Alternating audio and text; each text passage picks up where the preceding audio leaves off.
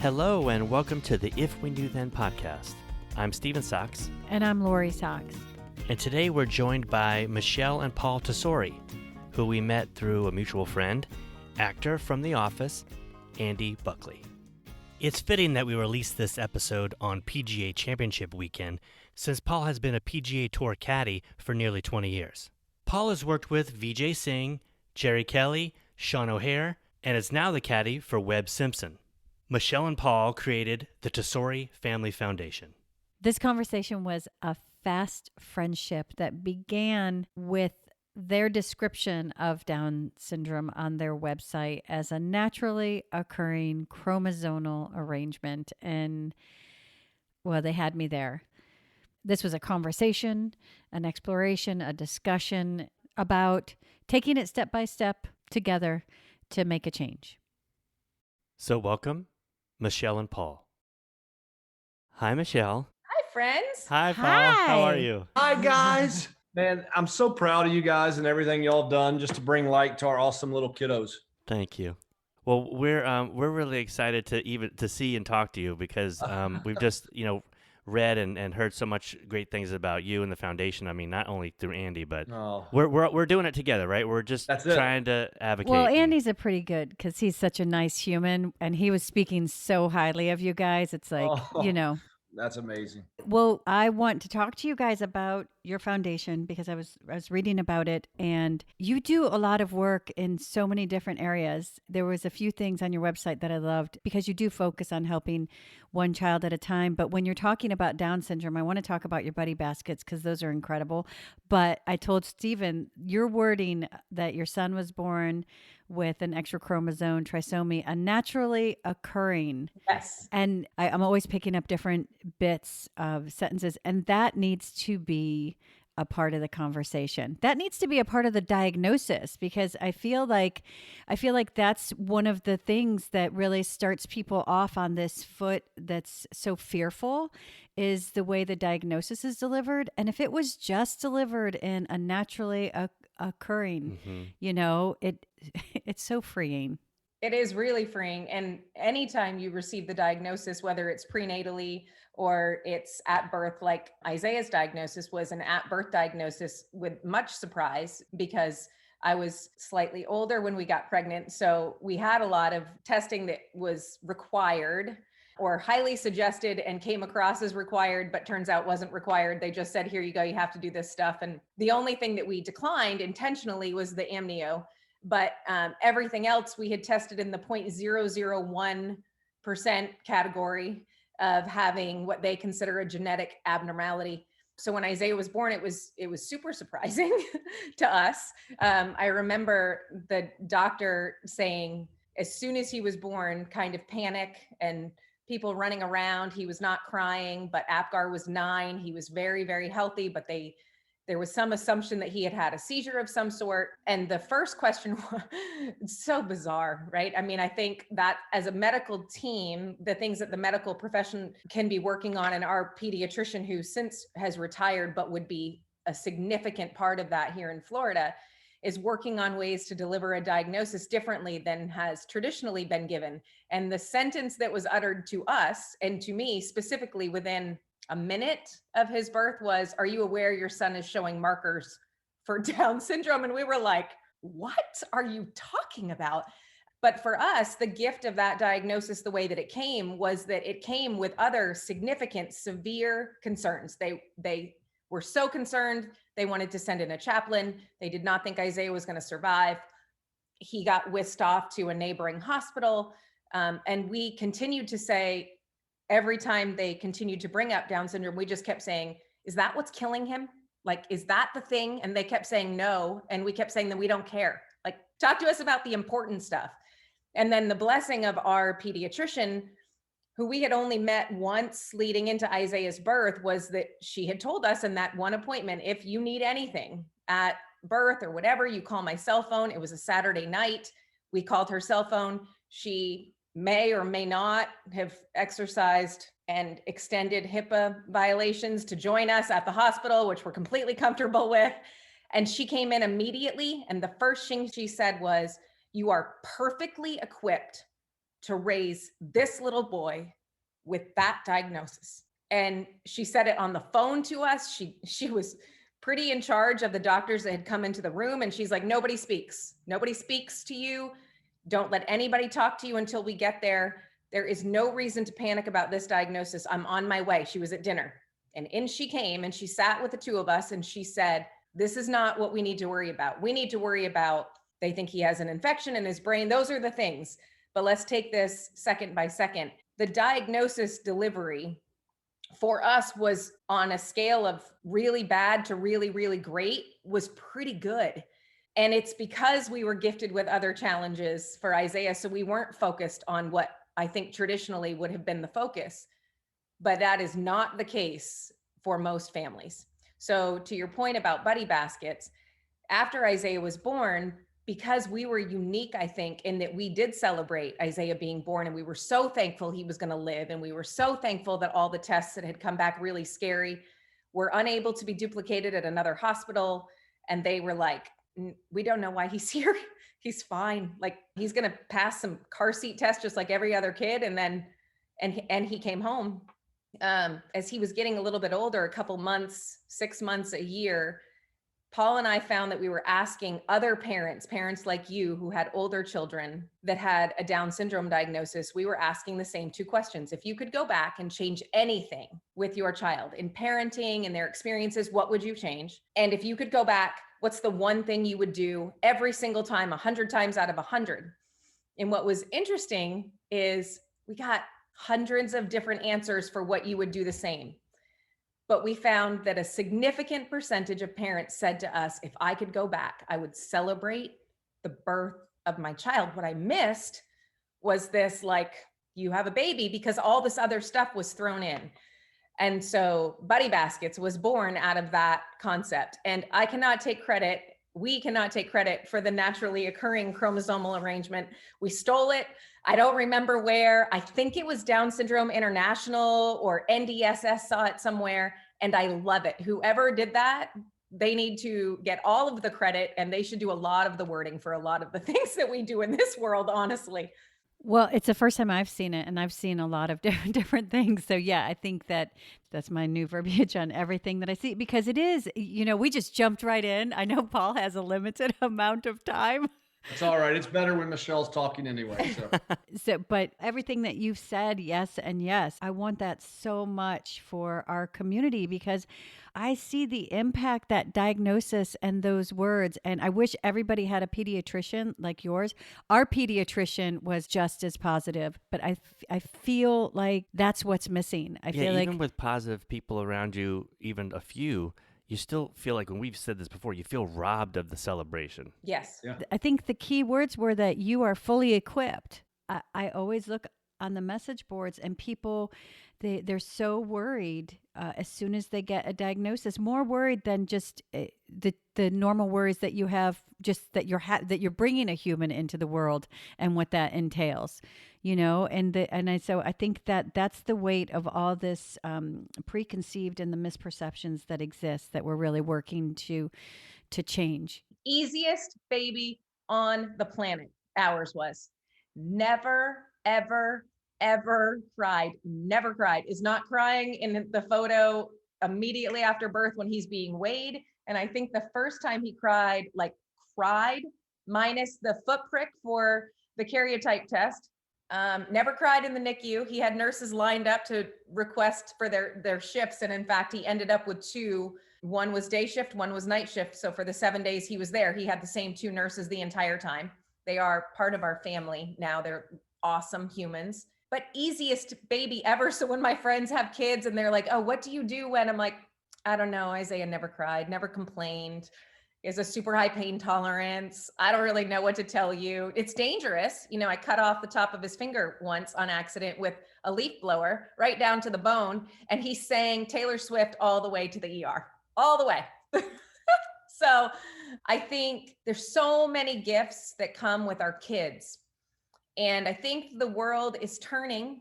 And I think being part of the solution is so important. And I think one of the challenges that we face as a community, and this is not always a popular opinion, and I sometimes stand on an island sharing it alone, is that extending grace to those who don't understand it or who say things we may have said prior to having Isiah, or our friends may say or aren't aware that they shouldn't, is there are two places that I have found as a mom really challenge all the Jesus in me. But at the end of the day, when I sit on the side of faith, I find that we are so much more able to grow with the people that don't understand and affect large change than we are if we judge and condemn and get angry. And the challenge with that is we're teaching nobody anything. All we're teaching them is that we are angry, and it doesn't mean we're not. Sometimes I'm angry. Sometimes I'm super angry. I remember somebody sent me several years ago a post from a woman online who was attacking our children, and the things that she suggested that we should do with our children it was absolutely terrible. Probably the worst I had ever seen. And I read it and I was really mad. And then I sat on my response for a little while, and there are moms that have younger kiddos than ours here who were asking me to reply and asking me to get involved, and will you participate? And people know your husband. So if you post this out there, people will see it if Paul posts it or if Webb posts it.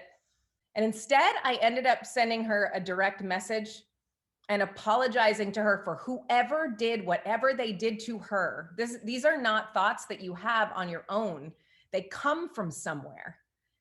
And if no one is willing to have the hard conversation with you about why our children should not be eliminated from society the way that she desired to do so, then we never make growth. People who think that are just sitting out there. She never replied, and that's okay with me. I felt super comfortable. I invited her to reach out to me directly. And if she could ensure me that Isiah would be safe in a conversation, that I would allow her to have a chat with him and with me collectively together online, whatever. And she never responded, and that's okay.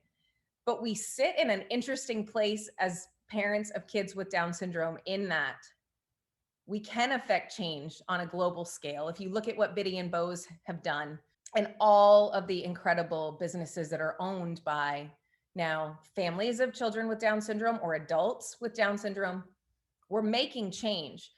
But we have to do it in a way where we are able to extend grace to those who don't know any better.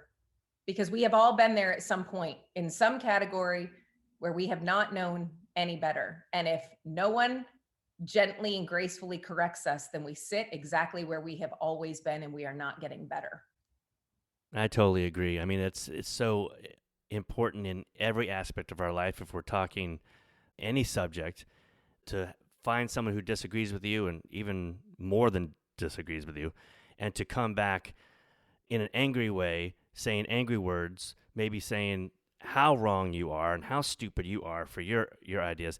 A wall just gets built right there, and nobody listens to each other then. So can it be hard to do that sometimes? Yeah, especially when some really harsh stuff that you see, but it's the goal. And the reason why we should be motivated to do that is because that's how the progress happens, to be truthful. I love that it makes it sound so easy. Right? It's a piece of cake. It was we went through all the phases. I've talked before about, I remember walking in, and I think Liam was in first grade, and I don't know what your situation has been with IEPs and education, but, fought all the way. Our child doesn't deserve to be educated. Put him in a special day class. He's never going to learn. He's never going to read. He's not going to do this. He doesn't belong with all the kids. We're still fighting. Us too. We should talk. And I just realized this with Stephen the other day. We just had this conversation. When parents saw Liam in their classroom, they literally looked around like, what class are we in? Yeah, wait, is this the the right class for my kid? And that comes from our generation, grew up where everybody who was different had a special day class. It was very segregated. There was no inclusion. Or a different school. Or that bus, which I was talking to him about. I was telling our daughter, because there was a bus in front of us, and we talked about, because we have very serious conversations on the way to school.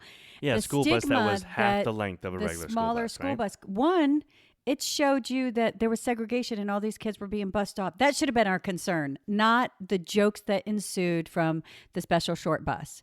And because of those jokes, it planted seeds in that complete generation that were not seeds of inclusion, that put a mindset on what different learning meant. And if those people in quotes were in your class, what that meant. So it just sowed those seeds of a non-inclusive environment and inequality in education so hard that they're planted and people don't even know they're part of their mindset. So when they showed up and Liam was in their classroom, we had people ask us to create a book explaining what Down syndrome was. And I was just like, first of all, if you know anything about having children, where am I going to get that spare time? And don't you think I have other things? If I happen to have that much time to write this book that you can Google, like, don't you think I'm going to send it? I'm like reading with my child. I was looking on Shutterfly too, and those little books Those are are, and they're so expensive. And there's like 36 because the classroom's overcrowded. So I've got to make 36 books. I actually said, I'll make a book if you make a book. And that woman never talked to me again. Sounds about right. Yeah. And you're right. I was viewed as the angry mom, which I'll be honest with you, if any of those parents of neurotypical children had been approached in the slightest way that they had approached me, they would have blown their tops. They would have gone to the principal and said, this mom said this to me. But it was okay for all of them to say it to me. The teacher came up and said, they'd like you to make a book and they want to know what I should say about Down syndrome. And I just found that very odd because none of them went to me to ask me how they should teach their children manners or what their children should eat for lunch and all these other things that are natural parts of parenting. The parents had questions. The kids didn't have questions. Kids yet. it's kindergarten. Kids don't care. They're like, Liam, we love you. Yeah. But I remember that year walking onto campus and going, I'm just done being angry. Yeah.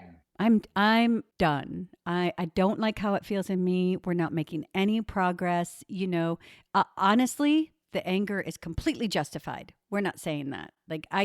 Nobody should say these things. Feel your feelings. Ever. Yeah. Feel your feelings. Where you say feel your feelings, it's completely justified. But the truth is that these seeds are planted in people so deep they don't know they exist. They don't know they're non-inclusive. They don't know they're prejudiced and they're filled with misconceptions. They don't know it. And you're absolutely right. The only way is to just educate from a loving place. That's really the only. And it's not easy. No, it's not. No. I'm not suggesting for 1 second that it's easy. It's not easy for him. It's not easy for me. It's not easy for any of us.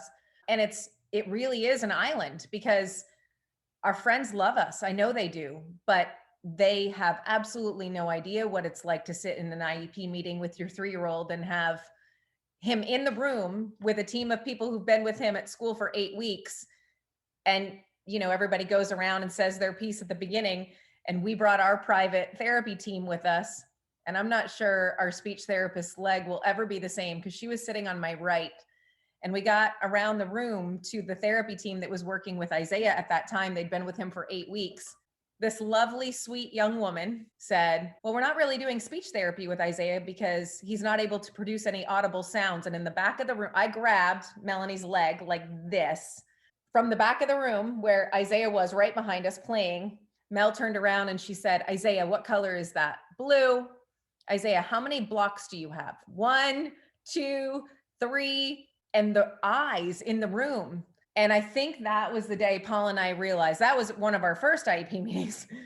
We've only done 2 or 3 because we have left public school. Here in Florida, particularly in this county, we have found that they are not equipped and that there is one priority. And the priority is to minimize expenses, to protect the number one, this is not going to be popular at all. I might get kicked out of this county.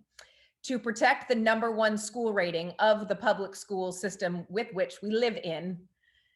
And the way that you do that is to ensure that only kids who can score the highest possible test scores on standardized testing are the ones who are taking said standardized tests. And since, while we do have a governor right now who is working to eliminate some of the standardized testing, the problem is the fastest way to do that is to move the kids who will not meet the standard for the standardized tests into a self-contained classroom, which Tim Vajegas, who is fantastic, would call segregated, because that's what it is. It's not self-contained, it's segregated. I think that's the words. And you don't stand alone. And you can come here. You don't. Our islands are united. Yes. I think parents of kiddos with Down syndrome who are advocating share islands. And then I think those of us who who have neurotypical kids and only neurotypical kids desire to relate. I know our friends desire to relate to it, but until you have walked into an IEP meeting and until you have been the mom who is then encouraging a friend of yours who has a 3-year-old, I had this conversation 6 months ago with a friend of ours, and I said to her, listen to me, somebody told me this too, but in the state of Florida, what you need to do is you need to pray that she has the very worst showing of academic intelligence, social intelligence, every skill set. You are desiring for her to get the lowest score possible, because then her matrix score number is higher. The higher her matrix score number, the more money you will get to pull her from the public school system that's failing her.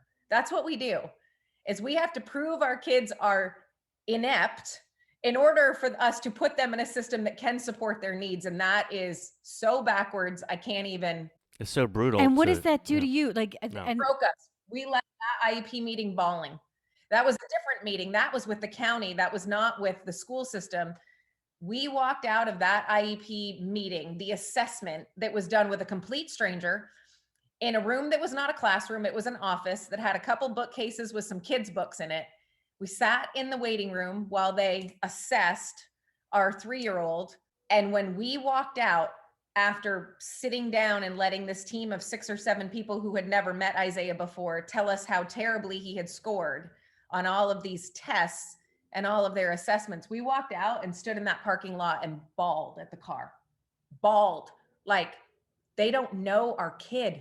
They first of all, in that environment, there's not a single kid who would be successful. Isiah was the most likely to be successful because he doesn't care about strangers. So he was like, bye, I'm going to go with this strange lady. See you later. But no kids can be successful in an environment like that, except that's what we expect of our kids. And we assess them based on that. At the time, heartbreaking. In hindsight, super thankful for the experience, because what it did was set this matrix score that will now follow him unless we request it to be redone. So here's how backwards this system is. His matrix score at 8, meaning the needs that he has, is exactly the same as it was at 3, because apparently he's not evolved at all.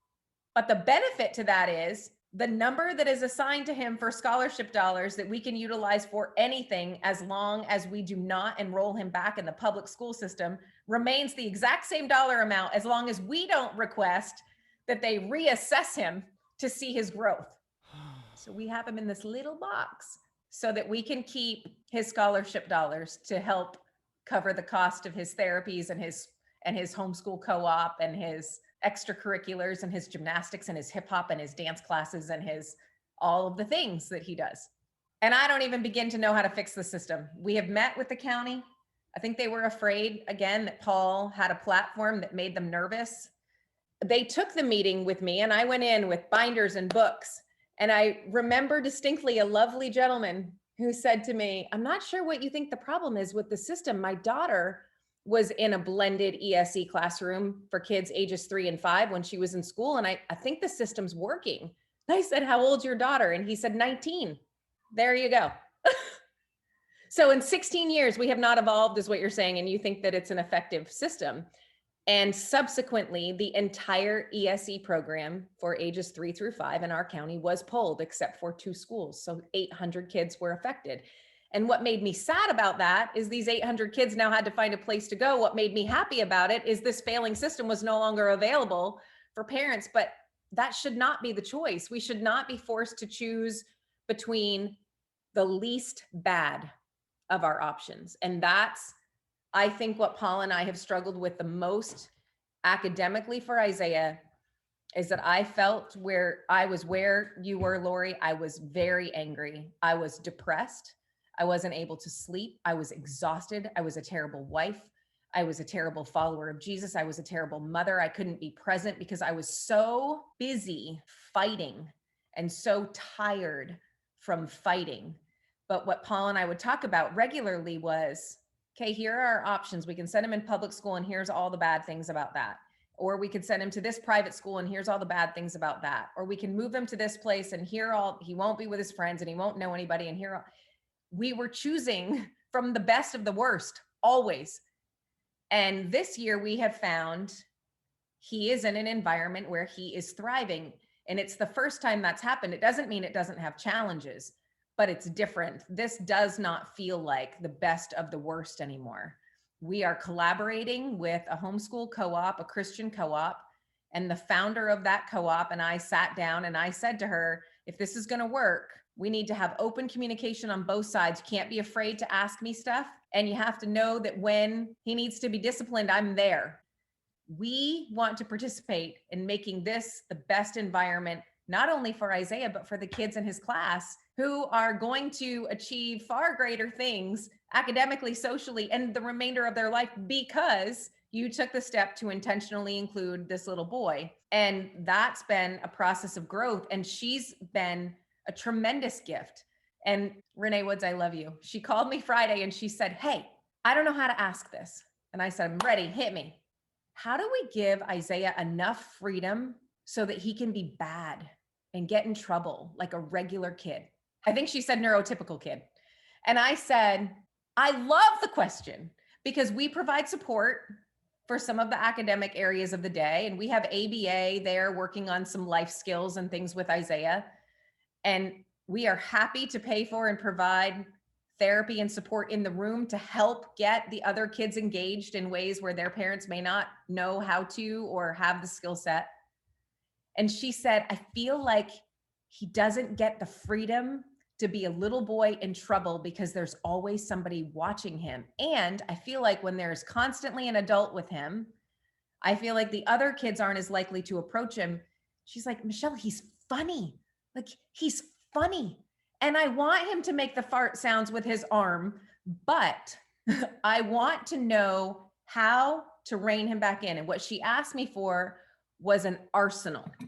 Can you provide me an arsenal of the tips and tricks that you use to bring him back? She's like, I want to set him up to get in trouble. And then when I do that, I want to be able to bring him back. And I was like, I love this. I said, here are my top 4 tricks. We talked through it. I gave her a little cheat sheet. And this week he had an hour and a half with no other adult besides Renee, who is the co-founder of the school. And she called me crying yesterday afternoon. And she's like, it was so great.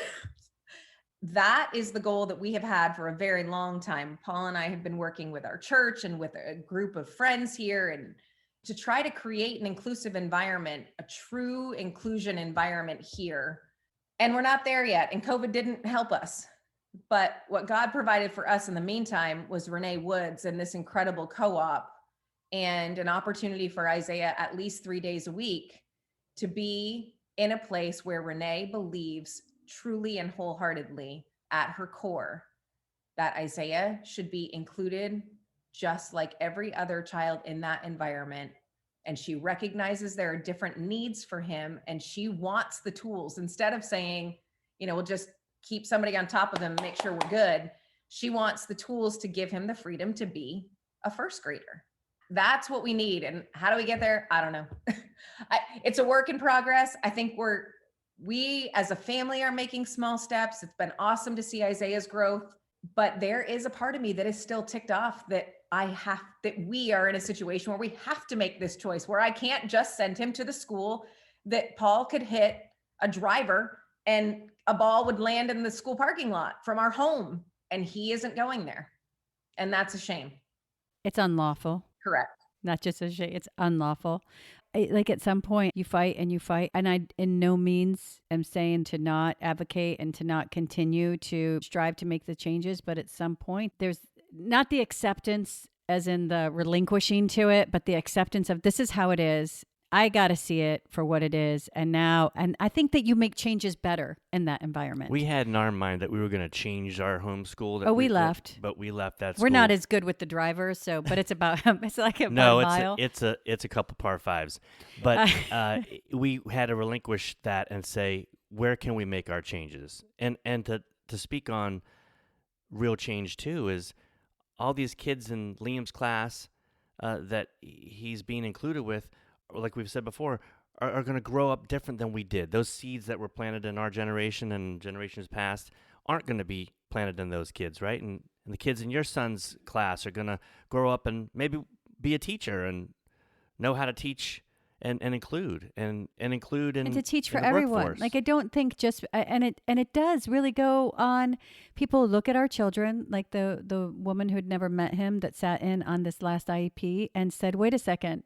He has Down syndrome, so why are we continuing to keep him on curriculum?" But in California, there's a big push to what they call an alternate curriculum. So they just want to get you off the curriculum. So they won't. It's a whole thing tests, about we don't have to graduate. They're not going to affect the total scores on the standardized testing. And now we can build this curriculum for your child going off of what your child says. And I they get told it. us we'll just use Liam's cues as to what he wants to learn. And I was like, what? Not in first grade. Please don't do Can you that. imagine if they would have done that to us? Oh my gosh. My goodness. But could that work as a model to kind of figure out things later? Maybe. I mean, I don't want to designate in first grade that my child's not going to have. Well, an because I opportunity think for high school diploma we at know this that point. it's not going to be like we're just going to look at his strength. Like the school that he's at now is an inclusive environment, and the first IEP we had with them, they riddled off all of his strengths. Yeah, it was like and then on about his his challenges, they were like, and this is how we're going to support him. We cried. It was so embarrassing. Oh yeah, we were. It's so embarrassing. We were. But I wanted to know, because you said she asked for some of your tricks. Tell me what your tricks are to pull him back. We have a couple. Isiah loves to be the teacher. So first of all, as much as possible, we try to preempt everything. So keeping him on a schedule, using a timer. He's really good at yelling at our Alexa that he needs to have a timer set for however long. So we have a lot of preemptive tricks. These were kind of, let's let him go. And then how do I reel him back once I let him go tricks? A lot. It's just me, arm up in the air. And whatever he's doing, he's interrupted. And he's like, yes, mommy. And I'm like, hey, have you seen Isiah? I'm looking for a kid named Isiah. And he's like, oh, that's me. I'm like, oh, whew. Can you tell him I need, and I'll rattle off 2 completely unimportant things. And then whatever it was that I knew I was not going to be able to get him to do will be the 3rd or the 4th thing. The other very successful trick for that exact same concept is if you can hear me, make a funny face. Isiah, if you can hear me, jump up and down 3 times. Isiah, if you can hear me, take your dinner plate and put the garbage in the trash and put your plate in the dishwasher.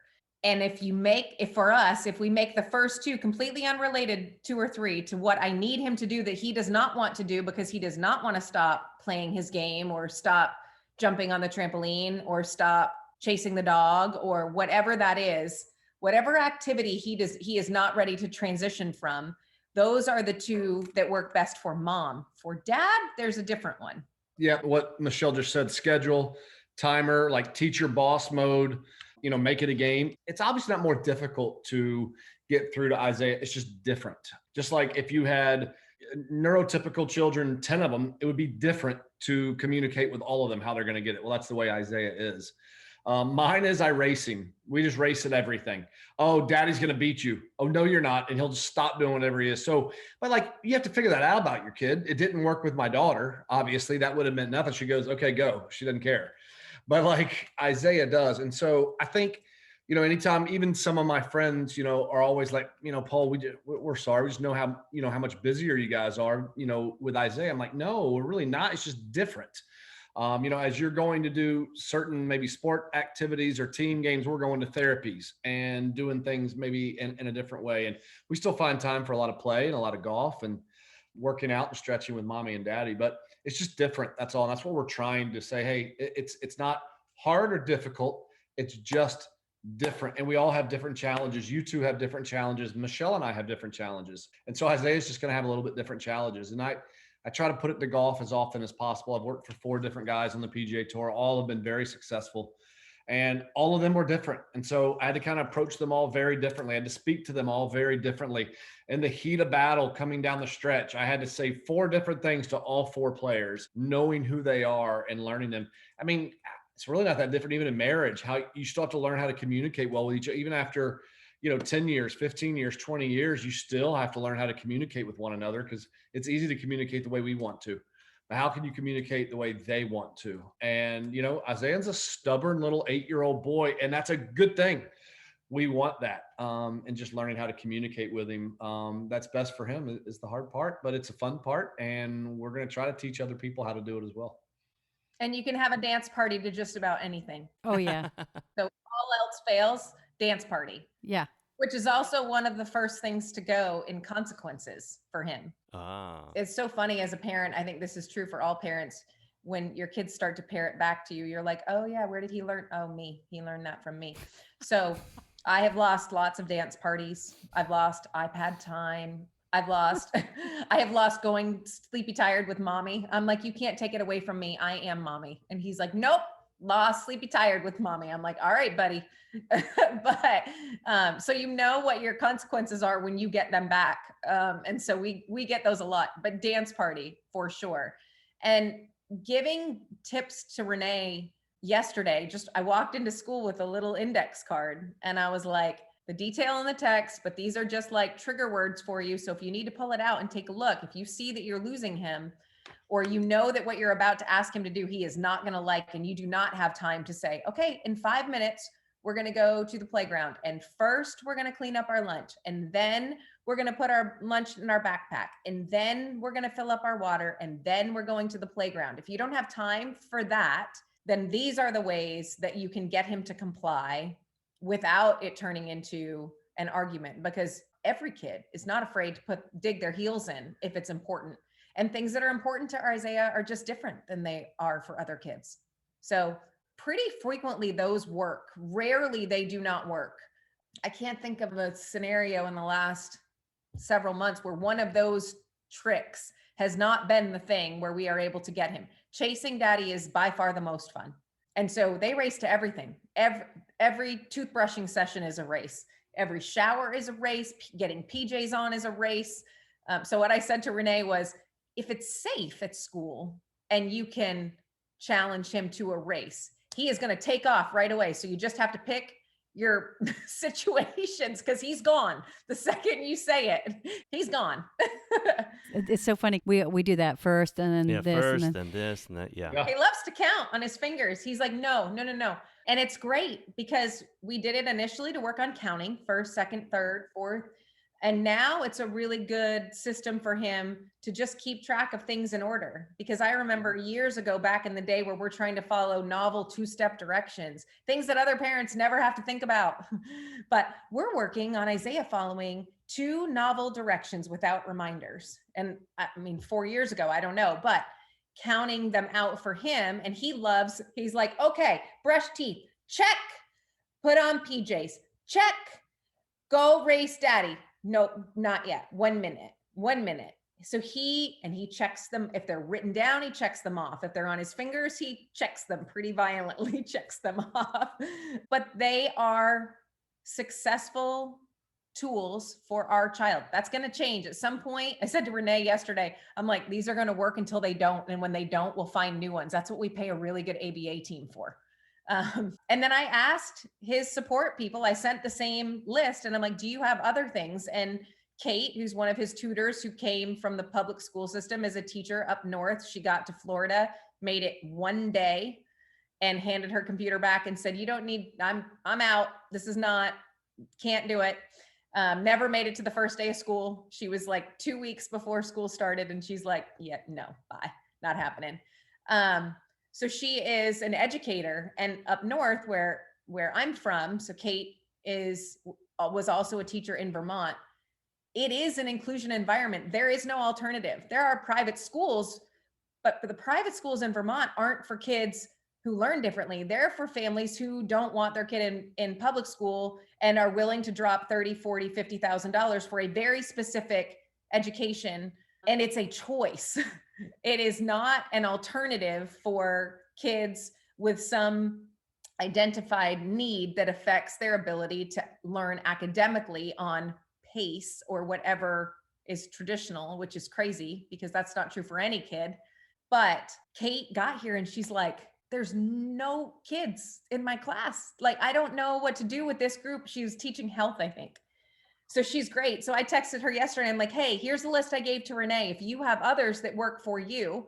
And she sent me back 2 or 3 of her favorites. And I was like, love it. Give it to Renee before you leave today. He doesn't want to come off the playground, but who does? Who does? Who wants to go inside and read stepping stones when you can be climbing on the playground? And if you're really smart, you climb to the top of the tower you're not supposed to be on top of, that they put on the playground, but then don't let you climb to the top of for safety reasons, but it's there. Up he goes where nobody can reach him. I wouldn't want to come down either. It's really cool up there. You can hang, he can do pull-ups. It's fantastic. I wouldn't want to leave there either. Well, like you said, every kid's going to put his heels in, or her heels in, Yep. and test boundaries and stuff like that. Sometimes we feel, and it's happened in the past, that Liam's pretty good, and this might be just how society sees Liam, pretty good at getting his way a lot of times. A lot of times, Yep. especially people that aren't involved, in the house, or that we've instructed on how to instruct him and educate him.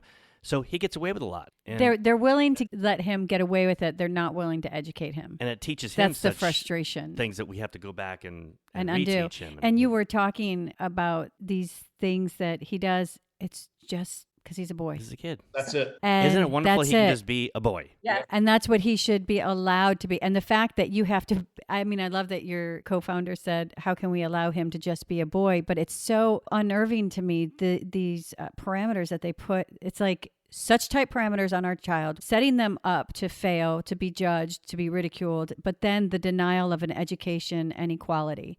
Honestly, it's abusive to parents.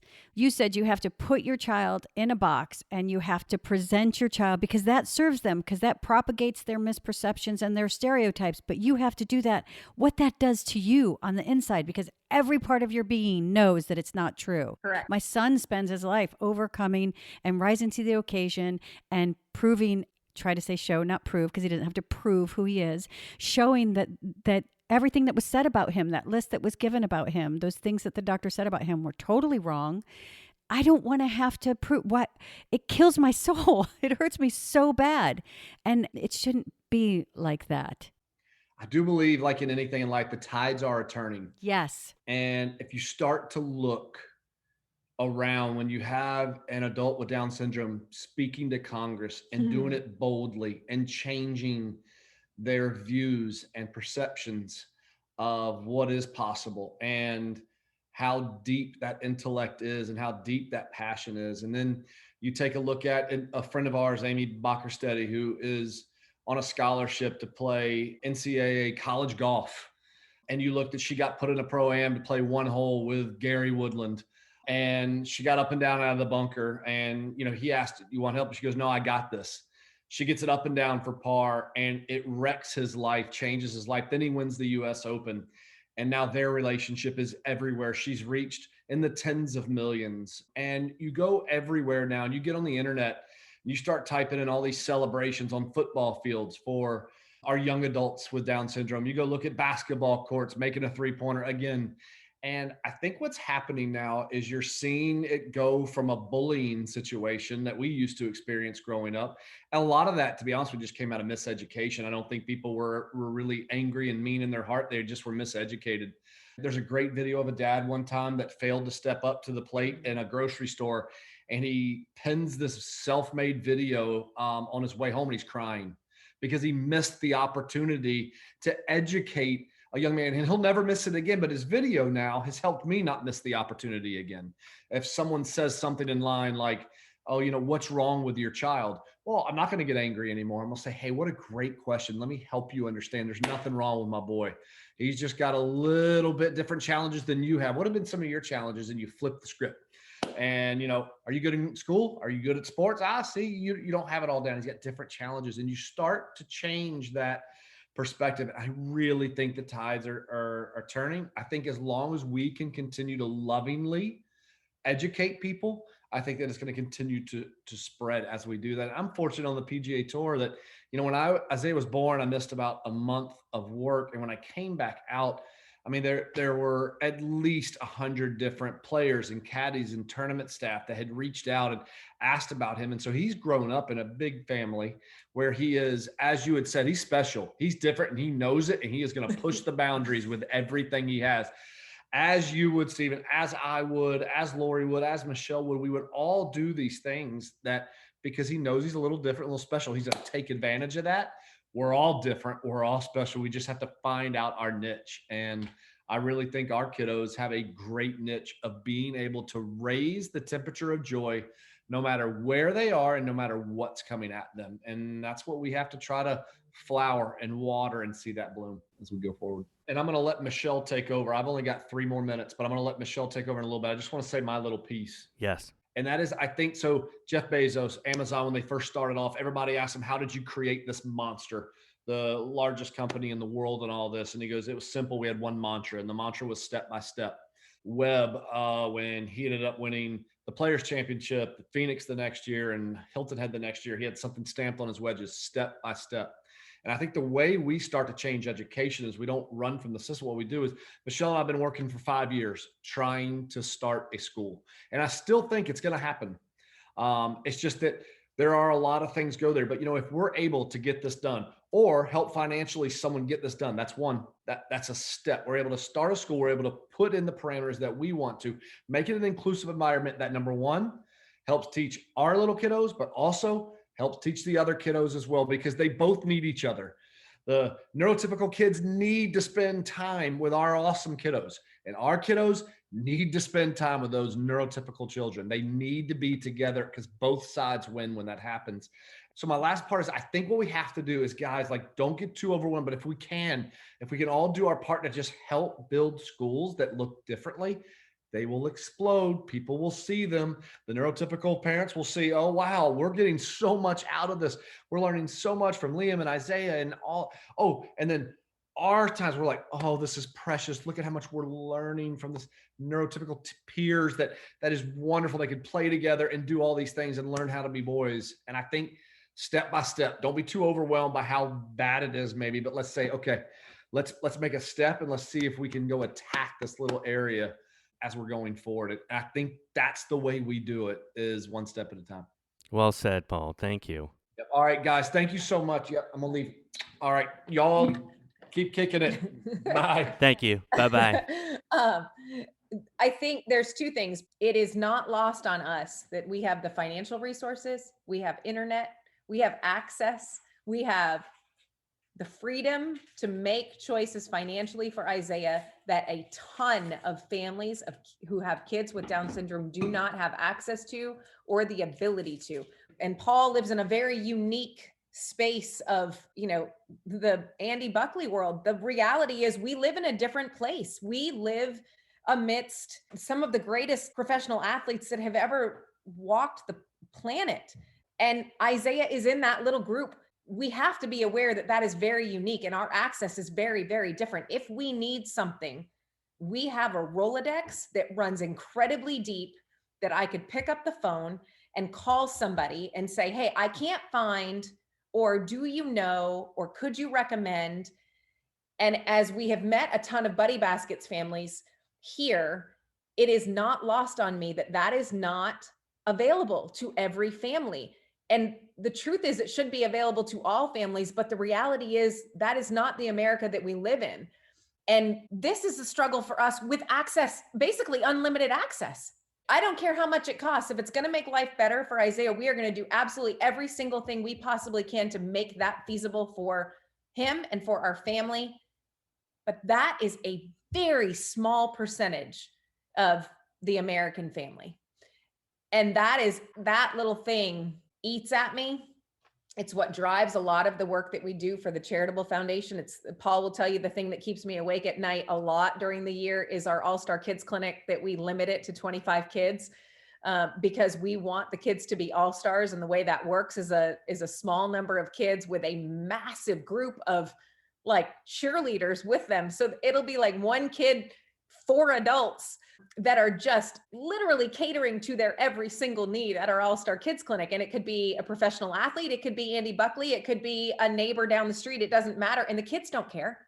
They don't care. And there are celebrities every single place that you turn. You know who cares about the celebrities? The parents. We had to rope off, no, you can't chase Webb and Bubba Watson down for photos right now because they're here for your kids. That's funny. And that is where we live. But we also have to be aware and cognizant of the fact that all of these things that we're talking about that are difficult for us, for your family, for our family, they are difficult with access.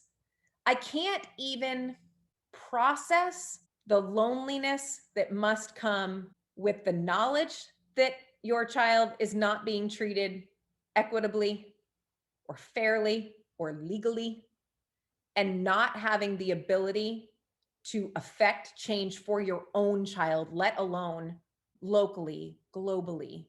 Yeah, it is that thing. That's like a little hole in my heart that Jesus has been working on. And it starts with the One Academy that we've been working on for several years, and we'll continue to work on it. It's an incredibly special world that we live in. And I am reminded pretty regularly that we have access.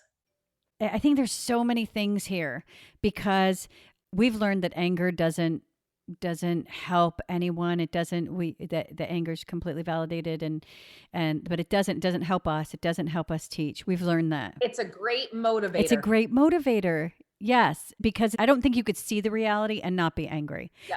But I think that is what is so hard about this journey, is it's staying in that mindset of step by step and making the change, and then also facing the reality of, we cry at our IEPs, and the parents who don't have that access, that ability, all of those things. And I think that's what makes it such a complicated subject. And sometimes, and I love talking to people who are very optimistic, because I can be profoundly optimistic, but it shines a light on, I'll be a little pessimistic.